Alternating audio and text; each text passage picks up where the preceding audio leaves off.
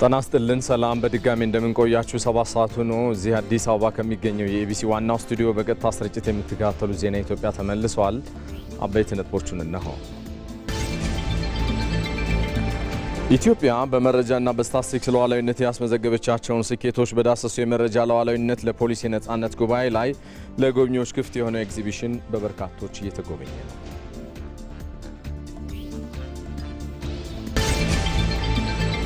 የሰባተኛው ጠቅላላ ምርጫ የድምጽ መስጫ ቀን ከ2 ሳምንታት ያነሰ ጊዜ ቀርቶታል። መራጮችን ይበጀናል የሚሉትን ፓርቲ ለመምረጥ ቀኑን በመጠባበቅ ላይ ናቸው።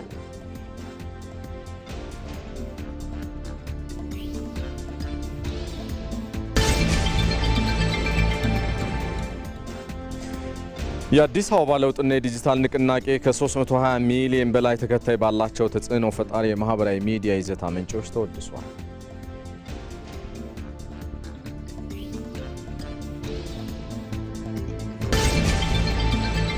ቤጂንግና ሞስኮ በዓለም የኃይል አሰላለፍ ላይ የአንድ ወገን ተጽዕኖን ለመቋቋም የሚያስችላቸውን የተቀናጀ ስራ ለመስራት ስለመስማማታቸው ከውጭ መርጠናል። እንደዚሁም ከስፖርት አርሰናል ከ22 ዓመታት በኋላ የፕሪሚየር ሊጉን ዋንጫ ማሸነፉን አረጋግጧል። ከስፖርት ዓለም አቀፍ የመረጥነው ጉዳይ ሆኖ ይቀጥላል።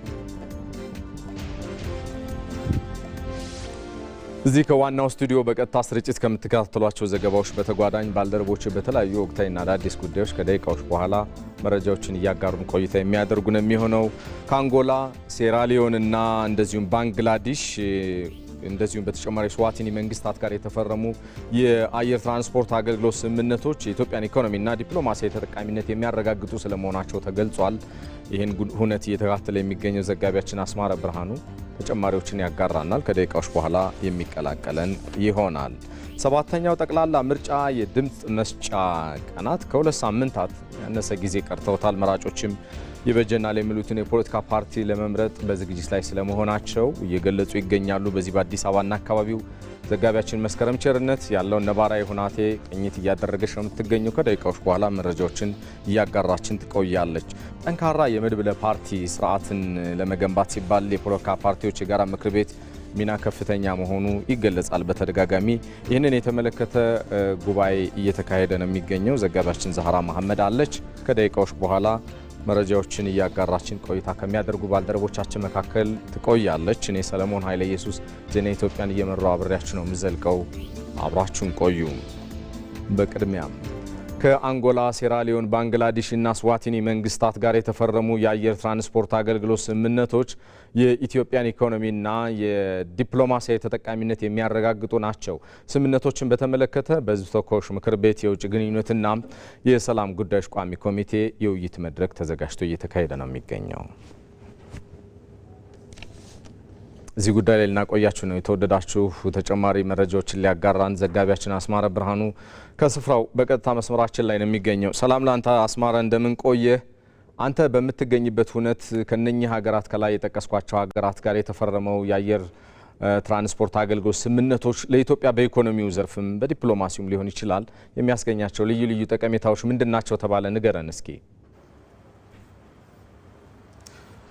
አመሰግናለሁ ሰለሞን። እንግዲህ ዛሬ በሕዝብ ተወካዮች ምክር ቤት የውጭ ግንኙነትና የሰላም ጉዳዮች ቋሚ ኮሚቴ ከእነዚህ ሀገራት ጋር የተደረገ የአየር ትራንስፖርት አገልግሎት የስምምነት ፊርማ አለ። እነዚህ የስምምነት ፊርማዎች በሚያስገኙት ኢኮኖሚና ዲፕሎማሲያዊ ጠቀሜታዎች ላይ በተዘጋጀ ረቂቅ አዋጅ ላይ የአስረጂ መድረክ ነው ያደረገው። በዚህ የአስረጂ መድረክ ላይ የሚመለከታቸው ሴክተር መስሪያ ቤቶችም ተገኝተው የተለያዩ ከቋሚ ኮሚቴው ለተነሳላቸው ማብራሪያና ምላሽ የሰጡበት ሂደት ነበር። ከተገኙት የሚመለከታቸው ሴክተር መስሪያ ቤቶች ውስጥ የኢትዮጵያ ሲቪል አቪዬሽን ባለስልጣን፣ የኢትዮጵያ አየር መንገድ ግሩፕ፣ የውጭ ጉዳይ ሚኒስቴር፣ የፍትህ ሚኒስቴርና ሌሎችም ሴክተር መስሪያ ቤቶች ተገኝተው ሰፋ ያለ ማብራሪያን በተነሱት ጥያቄዎች ላይ የሰጡበት ሂደት ነበር።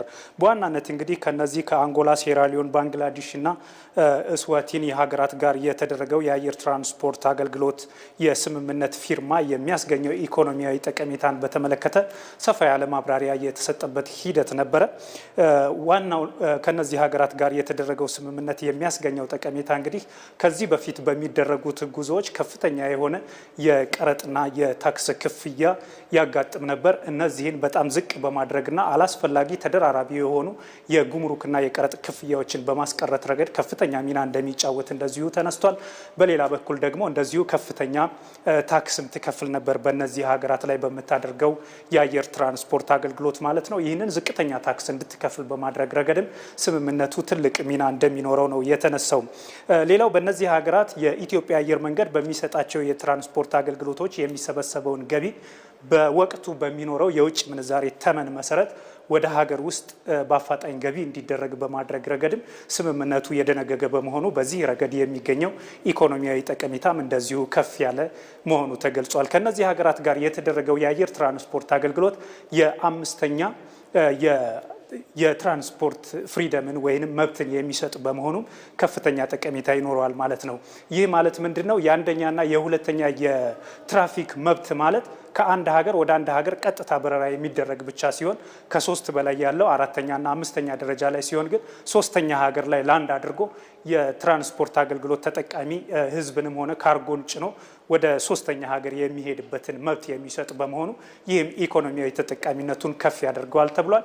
በሌላ በኩል ደግሞ በእነዚህ ሀገራት ጋር ከኢትዮጵያ ጋር ያላቸውን ዲፕሎማሲያዊ ግንኙነትን በማጠናከር ረገድ እንደዚሁም የቱሪዝም ፍሰትን ከነዚህ ሀገራት ወደ ኢትዮጵያ በመጨመር ረገድ ለሀገር የሚኖረው ኢኮኖሚያዊ ጠቀሜታ እንደዚሁ ከፍ ያለ ይሆናል ተብሏል። ሌላው ከቪየትናም ጋር ያለውን ዲፕሎማሲያዊ ግንኙነትም እንደዚሁ ከፍ ለማድረግ የተዘጋጀ በረቂቅ አዋጁ ላይ መብትን የሚሰጥ እንደዚሁ ውይይት የተደረገበት ነው።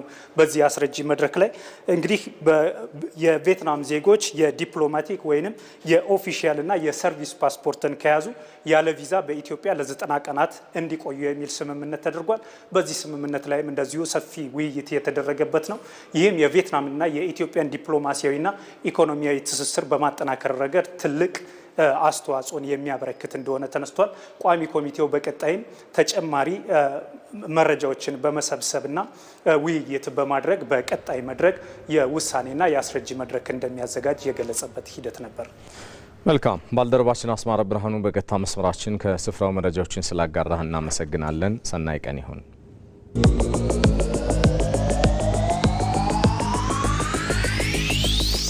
ጊዜው የሰከንድ ሳይሆን የናኖ ሰከንድ ነው።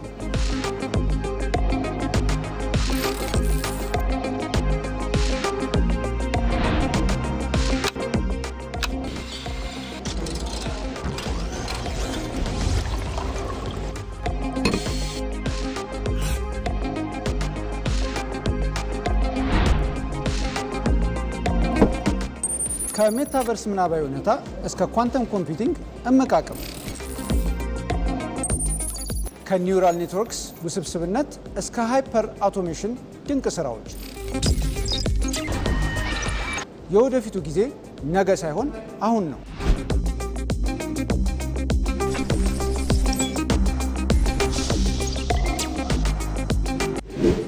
ዓለም በዌብ 3 እና ዲሴንትራላይዝድ በሆነ ዲጂታል ዓለም ውስጥ አዲስ ማንነት እየፈጠረች ነው። ታዲያ በዚህ ቅስበት እኛ የት ነን?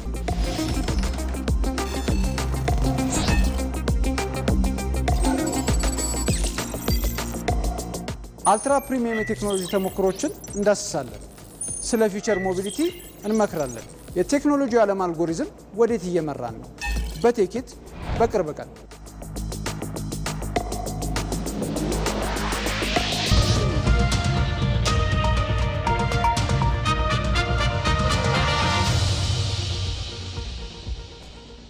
ተመልሰናል። የተወደዳችሁ ዜና ኢትዮጵያን በያላችሁበት እየተከታተላችሁ ነው የምትገኙት። ሰባተኛው ጠቅላላ ምርጫ የፊታችን ግንቦት 24 ይካሄዳል። እሱን የተመለከቱ ዘገባዎች ደግሞ ትከታተላላችሁ።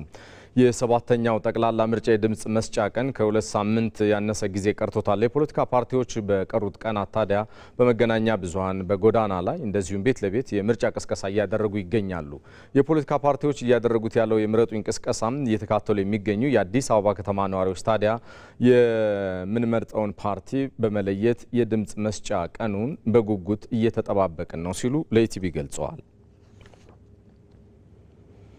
ይህንን ሁነት በተለያዩ አካባቢዎች ላይ ቅኝት እያደረገች የምትገኘው ባልደረባችን መስከረም ቸርነት ልታስቃኘን በቀጥታ መስመራችን ላይ ነው የምትገኘው።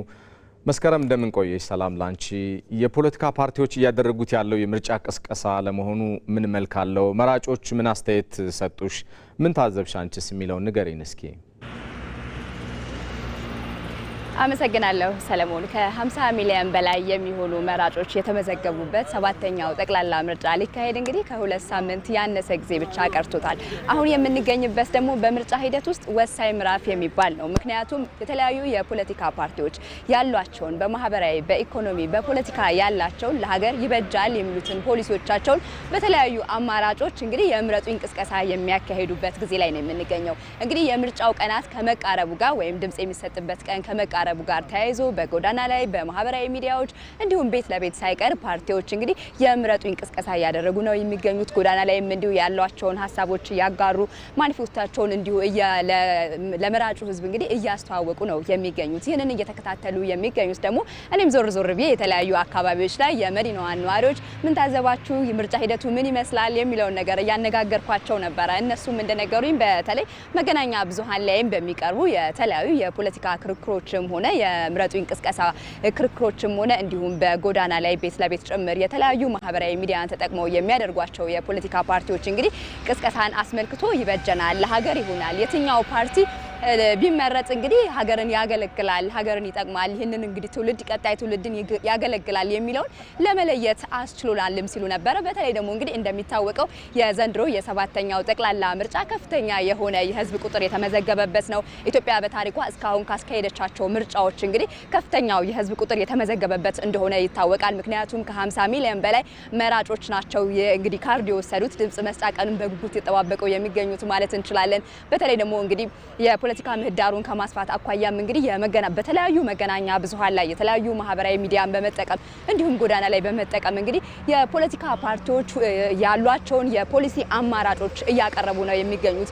ይህም በራሱ ራሱን ችሎ ደግሞ የፖለቲካ ምህዳርን ከማሳደግ የዲሞክራሲ ልምምድን ከማሳደግ አኳያ ከፍተኛ አስተዋጽኦ እያለው መሆኑን ነው እኛ የሚያነጋገርናቸው የከተማዋ ነዋሪዎች እየነገሩን የሚገኘው። ቀደም ሲል እየገለጽኩት እንደነበረው የዘንድሮ ምርጫ ከፍተኛ የሆነ የህዝብ ቁጥር ወይም ደግሞ የመራጮች ቁጥር የተመዘገበበት ነው። የተለያዩ አማራጮችም ነበረ። አንደኛው በዲጂታል መንገድ ምርጫ የመተግበሪያ ላይም እንዲሁ የተመዘገቡ የመራጮች ቁጥር እንዳለ ይታወቃልና በዚህ ረገድ እንግዲህ ከፍተኛ እንቅስቃሴ የተደረገበት አሁን ደግሞ ጥቂት ጊዜያቶች ብቻ ከሁለት ሳምንት ያነሰ ጊዜ ብቻ የምንገኝበት የድምጽ መስጫ ቀንን እንግዲህ መራጩ ህብረተሰብ በጉጉት እየጠበቀበት የሚገኝበት ጊዜ ነው። እንደሚታወቀው ለሀገር ሁለንተናዊ ብልጽግና እድገት የትኛው ይበጃል፣ የትኛው ሀገርን ያሻግራል፣ የትኛው የፖለቲካ ፓርቲ እንግዲህ ለትውልዱ ለሀገር ይጠቅማል፣ የትኛው ብሔራዊ ጥቅምን ያስጠብቃል የሚለውን ፓርቲ ለመለየትና ቀጣይ ኢትዮጵያን 5 ዓመት የሚያስተዳድራትን ፓርቲ ለመለየት የሚያስችለውን እንግዲህ የድምጽ መስጫ ቀን በጉጉት እየጠበቁ እንደሆነ ነገሩን። ለሰዓቱ ያሉ መረጃዎች እነዚህ ናቸው። ሰለሞን ግሩም ነው። ባልደረባችን መስከረም ቸርነት በቀጥታ መስመራችን ከስፍራው መረጃዎችን ስላጋራሽ እናመሰግናለን። መልካም ቀን። በሌላ ዜና የብልጽግና ፓርቲ ሰባተኛው ጠቅላላ ምርጫ ነጻ፣ ፍትሃዊና ዲሞክራሲያዊ ሆኖ እንዲጠናቀቅ የሚያስችሉ ተግባራት ተጠናክረው ይቀጥላሉ አለ። ይሁንና አንዳንድ የፖለቲካ ፓርቲዎች የምርጫ ሂደቱን ለማጠልሸት እየተንቀሳቀሱ መሆኑን የብልጽግና ፓርቲ የዲሞክራሲ ባህል ግንባታ ዘርፍ ኃላፊ መለስ አለሙ ተናግረዋል። ሙሉ ግርማይ በጉዳዩ ዙሪያ ተከታዩን አጠናቅሯል። ትብብር ለኢትዮጵያ አንድነት ከ2018 ጠቅላላ ምርጫ ጋር ተያይዞ የእስካሁኑን ሂደት በመገምገምና ወቅታዊ ባላቸው ሁኔታዎች ላይ በትናንትናው ዕለት መግለጫ ሰጥቷል። ትብብሩ በሰጠው መግለጫ ላይ ከእጩዎች ምዝገባ አንስቶ እስከ ቅድመ ምርጫ ሂደት ታዝቢያቸዋለሁ ያላቸውንም ዘርዝሯል። 11 ነጥቦች ያሉት የትብብሩ መግለጫ ከእጩዎች ምዝገባ፣ ከምርጫ ካርድ አወሳሰድና የምርጫ ሂደቱን የተመለከቱ ሪፖርቶች ላይ ያተኮረ ነው። በቀጥታ ብልጽግና ፓርቲንም ይመለከታል ያላቸውን ሀሳቦችም በመግለጫው አንስተዋል። ፓርቲው ያቀረባቸው አቤቱታዎች ለምርጫ ቦርድ በወቅቱ የቀረቡ መሆናቸውንም ጠቁሟል። ትብብሩ ከምርጫ ሂደቱ በተጨማሪ በቀጥታ ከሂደቱ ጋር የማይገናኙ ሌሎች ተጨማሪ ቅድመ ሁኔታዎችንም ለመንግስት አቅርበዋል። በሌላ በኩል ብልጽግና ፓርቲ ትብብር ለኢትዮጵያ አንድነት በትናንትናው ዕለት በመግለጫው ባነሳቸው ጉዳዮች ዙሪያም ማብራሪያ ሰጥቷል። የብልጽግና ፓርቲ የዲሞክራሲ ባህል ግንባታ ዘርፍ ኃላፊና የፖለቲካ ፓርቲዎች የጋራ ምክር ቤት ስራ አስፈጻሚ አቶ መለስ አለሙ እንደተናገሩት የብልጽግና ፓርቲ በመድብለ ፓርቲ ስርዓት መርህ የምርጫ ዲሞክራሲያዊነትን የሚያረጋግጥ ተሳትፎም እያደረገ ይገኛል። የሰባተኛው ጠቅላላ ምርጫ ነጻ፣ ፍትሐዊና ታማኒ እንዲሆን አስቻይ ሁኔታዎችን ለመፍጠር በርካታ ተግባራት ተከናውነዋል። የምርጫ ተዋንያን በርካታ ተግባራትን ፈጽመዋል። ከነዚያ ውስጥ የዲሞክራሲ ተቋማት አሉ። የምርጫ ቦርድ አንዱ ነው። የሲቪል ማህበረሰብ ተቋማት አሉ። ሚዲያ አለ እና ሌሎችም በዚህ ሂደት ውስጥ የሚሳተፉ የጸጥታ አካላት አሉ። የፍትህ ተቋማት አሉ። እነዚህ ተቋማት በዚህ ምርጫ ላይ ሚናቸውን በነፃነት እንዲወጡ በህግ አግባብ በመስራት ኃላፊነታቸውን እንዲወጡ በመርህ ላይ የተመሰረተ ግንኙነት ከነዚህ አካላት ጋር በማድረግና ተገቢውን ድጋፍ አልፈን ጭምር በመሄድ ምርጫው እንዲሳካ ለነዚህ ተቋማት አስቻይ ሁኔታ ለመፍጠር የሚያስፈልጉ በርካታ ተግባራት ተከናውነዋል። ሌላው በተለይ ከፖለቲካ ፓርቲዎች ጋር ደግሞ ከፉክክር ባሻገር በትብብርም የምንሰራባቸውን ጉዳዮች ለይተን ከፖለቲካ ፓርቲዎች ጋርም እንደዚሁ በጋራ በመስራትና በየደረጃው የፖለቲካ ፓርቲዎችን ተሳትፎ የሚያጠናክሩ ስራዎችን በሚመለከት አብረን የምንሰራበትን የጋራ ምክር ቤት በመጠቀም ብልጽግና ፓርቲ የበኩሉን ሚና እየተወጣ ይገኛል። ትብብር ለኢትዮጵያ አንድነትና አንዳንድ የፖለቲካ ፓርቲዎች በማህበራዊ ሚዲያና መገናኛ ብዙሃን የሚያስተላልፏቸው መልእክቶች ሚዛናዊነት የጎደላቸው መሆናቸውንም አቶ መለስ አለሙ አስገንዝበዋል። በኢትዮጵያ የፖለቲካ ምህዳር ታሳቢ ተደርጎ በየደረጃው የተቋቋመው የፖለቲካ ፓርቲዎች የጋራ ምክር ቤት እያጋጠሙ ያሉ ችግሮችን ለመቅረፍ የራሱን አሻራ እያሳረፈ ይገኛል። ይሁንና አንዳንድ ፓርቲዎች ችግሮችን በማግዘፍና ሐሰተኛ መረጃዎችን በማሰራጨት የምርጫ ሂደቱን የሚጎዳ ተግባር ላይ ተጠምደዋል ብለዋል። ፖለቲካ ፓርቲዎች የሚያቀርቡትን በየደረጃው በየምክር ቤቶቹ ይመጡትን በዚህ ሳምንት ብቻ 69 ኬዞች መጥተዋል። በእነዚህ ምክር ቤቶች ውስጥ ከ69ኙ 60ዎቹ ተፈተዋል። 9 በሂደት ላይ ነው ያለው።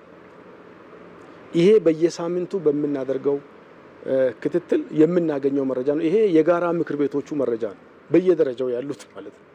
በዚህ ደረጃ የሚያጋጥሙ ችግሮችን እየፈታን ነው እየሄድን ያለ ነው። ስለዚህ ከዚህ አንጻር በዚህ ሂደት ውስጥ የተሳተፉት የኛ የብልጽግና ፓርቲ መዋቅር አካላት ተገቢው እርምጃ ይወሰድባቸዋል። ከማሰናበት የተለያዩ ይሄ በምርጫው ሂደት የሚያጋጥሙ ችግሮችን ለመፍታት የሚደረጉ ጥረቶች ናቸው። ይሄ በአጠቃላይ ይሄ አውድ ተፈጥሮ እያለም ጭምር አንዳንድ የፖለቲካ ፓርቲዎች በማህበራዊ ሚዲያም በተለያዩ ሚዲያዎች የተፈጠረውን አክሰስ እና ምህዳሩን ተጠቅመው የሚያስተላልፏቸው መልእክቶች ሚዛናዊነት የሚጎላቸው ናቸው። ለምሳሌ በዚህ ሰፊ ሀገር የሚያጋጥሙት ችግሮችን የሚፈታበት ስርዓት እያለ በዚያ ስርዓት ከመጠቀም ይልቅ ያንን ችግር አግዝፎ አውጥቶ ሂደቱን በማጠልሸት የሚረኩ የሚመስላቸው ጥቂት ፓርቲዎችም አሉ።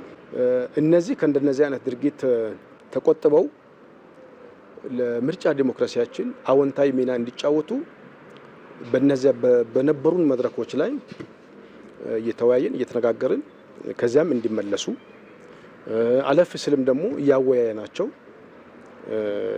ችግርም ካለ እንዲያስረዱ ማስረጃ እንዲያቀርቡ ብዙ ጥረት እያደረግን እንገኛለን። የብልጽግና ፓርቲ ምርጫው ሰላማዊና ዲሞክራሲያዊ ሆኖ እንዲጠናቀቅም በቁርጠኝነት እየሰራ መሆኑን ያነሱት አቶ መለስ አለሙ በፓርቲው በኩል እየተደረገ ያለው ጥረት ተጠናክሮ ይቀጥላል ብለዋል። ምርጫው ሰላማዊ ምርጫ እንዲሆን፣ ምርጫው ዲሞክራሲያዊ ምርጫ እንዲሆን በምርጫው ሂደት ደግሞ ህዝብን ማመን የሚፈልግ ይመስለኛል። በህዝብ ላይ ሳትተማመን ህዝብን ሳታምን በምርጫው የምትሳተፍ ከሆነ ምርጫው አድራሻውን ይስታል ማለት ነው። ይህን ያክል ህዝብ ተመዝግቦ ባለበት ሀገር እነዚህ አስቻይ ሁኔታዎች ባሉበት ጉዳዩ የፖለቲካ ፓርቲዎች የእርስ በርስ ጉዳይ ወይም ደግሞ የነሱ የአጀንዳ ፍትጊያ ሊሆን አይገባም። መሆን ካለበት አማራጩ ለህዝብ ነው መሰጠት ያለበት። ስለዚህ ህዝብ ማክበር ያስፈልጋል። በእኛ በኩል እኛ ህዝብ አክብረን ለህዝብ ድምጽና ይሁንታ ክብር ሰጥተን ለመስራት የሚያስችል ዝግጅትና ቁርጠኝነት እንዳለ ከፓርቲያችን ፕሬዝዳንት ጀምሮ በየደረጃው ሲገለጽ የመጣ በተግባርም የተገለጠ እውነት ይኸው ስለሆነ ስለዚህ በዚሁ መንገድ እስከ መጨረሻው ድረስ ምርጫው ሰላማዊና ዲሞክራሲያዊ እንዲሆን በምርጫው ሂደት ደግሞ የፖለቲካ ፓርቲዎች ተሳትፈው ይሄ ትልቅ ህዝብ መምረጥ እንዲችል እድል ለመስጠት መክፈል የሚገባንን ዋጋ ሁሉ በመክፈል እስከ መጨረሻው ድረስ ለመቀጠል ዝግጁ መሆናችንን በዚህ አጋጣሚ ለማረጋገጥ ነው። ብልጽግና ፓርቲ 7ኛው ጠቅላላ ምርጫ ነጻ ፍትሐዊና ታማኒ ሆኖ እንዲጠናቀቅ አስፈላጊው ሚና ከመጫወት ባለፈ በምርጫው ንቁ ተሳትፎ ማድረጉን እንደሚቀጥልም አቶ መለሰ አጽንኦት ሰጥተዋል። የ7ኛው ጠቅላላ ምርጫ ላይ ትኩረታቸውን አድርገው የተዘጋጁ ዘገባዎቻችን እንደቀጠሉ ናቸው። የተወደዳችሁ ጠንካራ የመድብለ ፓርቲ ስርዓትን ለመገንባት የፖለቲካ ፓርቲዎች የጋራ ምክር ቤት ሚና ከፍተኛ ስለመሆኑ ተገለጸ። የኦሮሚያ ክልል ፖለቲካ ፓርቲዎች የጋራ ምክር ቤት 7ኛው ጠቅላላ ምርጫ ውጤታማ ለማድረግ የሚያስችል ውይይት እያካሄደ ይገኛል። በውይይቱ ላይ በክልሉ የሚወዳደሩ 21 የፖለቲካ ፓርቲዎችም ተገኝተዋል። እዚህ ጉዳይ ልናቆያችሁ ነው። ሁነቱን እየተካተለች የምትገኘው ዘጋቢያችን ዛህራ መሐመድ ተጨማሪ መረጃዎችን ልታጋራን በቀጥታ መስመራችን ላይ ነው የምትገኘው። ዛህራ እንደምን ቆየሽ? ለመሆኑ በመድረኩ ላይ እየተነሱ ያሉ ዋና ዋና ነጥቦች ምንድን ናቸው? በተለይ ጥቂት ቀናት ለቀረው 7ኛው ጠቅላላ ምርጫስ እየተደረገ ያለው ዝግጅት ምን ገጽታ አለው የሚለውን ንገሪን እስኪ።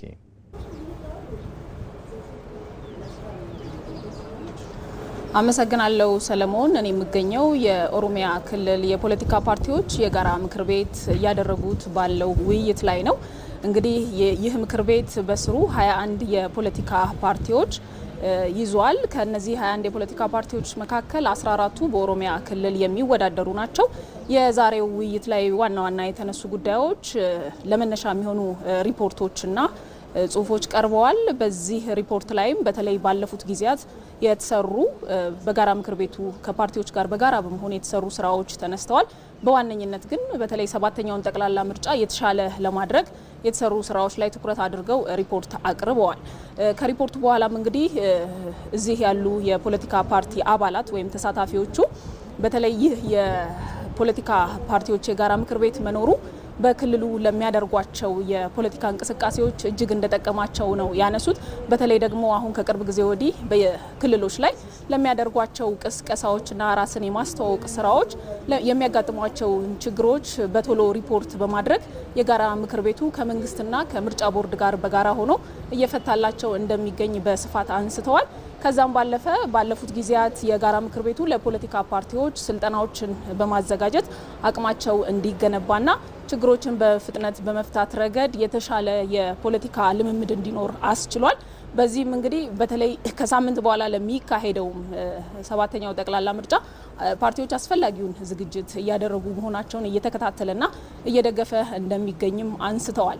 እንግዲህ ከዚህ የነበሩ ተሳታፊዎችን ለማነጋገር ሞክሬ ነበረ። እያደረጉት ያሉት ዝግጅቶች በቂ እንደሆነ በየክልሉ አስፈላጊው ድጋፍ እየተደረገላቸው እንደሚገኝ ነግረውኛል። ከዛ ባለፈ ደግሞ አሁንም ለሚፈጠሩ ችግሮች መንግስትና ምርጫ ቦርድ አስፈላጊውን ድጋፍ እንዲያደርግላቸውና ምርጫው የተሻለ ሰላማዊና ፍትሐዊ እንዲሆን እንዲሁም ደግሞ የፖለቲካ ስርዓቱን የተሻለ ለማድረግና የተሻለ ነገር እንደሚጠብቁም ነው የነገሩኝ። ባልደረባችን ዛህራ መሐመድ ሰፋ ላለው መረጃሽ እናመሰግናለን። መልካም ቀን ይሁን። ዘገባዎቻችን ይቀጥላሉ። የሲቪል ማህበረሰብ ድርጅቶች የወጣቶችን የምርጫ ተሳትፎ ለማጠናከር የግንዛቤ ስራ እየሰሩ ነው። ከነኚህ ውስጥ አንዱ የሆነው ሴፍ ላይት ኢኒሺዬቲቭ የምርጫ ቦርድ ባዘጋጀው የስነ ዜጋና የመራጮች ትምህርት ማስተማሪያ ማንዋል ላይ ወጣቶችን እያሰለጠነ ይገኛል። ከመራጮቹ ካርድ መውሰድ እስከ ምርጫ መሳተፍ የሚሰጠው ስልጠና ታዲያ ያላቸውን ግንዛቤ እንደጨመረላቸው ሰልጣኞቹ ተናግረዋል። በስልጠናው ሂደት ላይ የተገኘችው ዘጋቢያችን መቅደላዊት ደረጃ አነጋግራቸዋለች። ተከታተሉትና ስሜታቸውን እንገናኛለን። የምርጫ ቦርድ ከሴፍ ላይት ኢኒሼቲቭ ጋር በመተባበር ስለ ስነ ዜጋና የመራጮች ትምህርት ለ2018 ለሰባተኛው ጠቅላላ ምርጫ የስነ ዜጋና የመራጮች ትምህርት አዘጋጅቷል። ሴፍ ላይት ኢኒሼቲቭ ወጣቶች ላይ የሚሰራ ነው። ከምርጫ ቦርድ ጋር የስነ ዜጋ ትምህርትና የስነ ዜጋና የመራጮችን ትምህርት እንድንሰጥ ፍቃድ ከምርጫ ቦርድ አግኝተን በመላው ሀገሪቱ ላይ የተንቀሳቀስን ትምህርት እንሰጣለን። ስፔሻሊ አሁን በቅርብ ቢሾፍቱ ከተማ ላይ እና አሁን ደግሞ ዛሬ እንዳያችሁት እዚሁ አዲስ አበባ ላይ ትሬኒንግ ወይም ስልጠናውን እየሰጠን እንገኛለን። እስቲ ኢትዮጵያ ውስጥ ስንት አይነት ምርጫ የሚያቅሰዋል? ሀገራችን ኢትዮጵያ እያደረገች ላለው የዲሞክራሲ ስርዓት ግንባታ ውስጥ ወጣቱ ንቁ የሆነ ተሳትፎ እንዲያደርግ ነው የምናበረታታው። ምርጫን ፍሮም ዘ ስክራች እስከ መጨረሻው እስኪታወቅ ድረስ ይህን ምርጫ ኦቶሪቲው ስልጣኑ የምርጫ ቦርድ ነው። የምርጫ ሂደቱን በደንብ ተገንዝቤያለሁ። ዛሬ የተካሄደልኝ ኦሪየንቴሽን ስለ ምርጫው በጣም አሪፍ ነገር ነው። ስለ ዲሞክራሲ ምንነት እንዲሁም ደግሞ ኢቨን ስለ ምርጫ ቦርድ ራሱ ቦርዱ ምን እንደሚመስል አቋቋሙ፣ የተቋቋመበት አዋጅ እንዲሁም ደግሞ የተቋቋመበት ዓላማ ምን እንደሆነ በደንብ ግንዛቤ አግኝቻለሁ። እስቲ ጎን ለጎን ተነጋገሩ። ዲሞክራሲ ምንድን ነው? ስለ ምርጫ ያለኝ ግንዛቤ ከዚህ በፊት ከነበረው ስለ ምርጫ ቦርድ ያለኝን አመለካከት አውጦታል። ስለዚህ የተሰጠኝ ስልጠና በጣም ጠቅሞኛል ማለት ነው።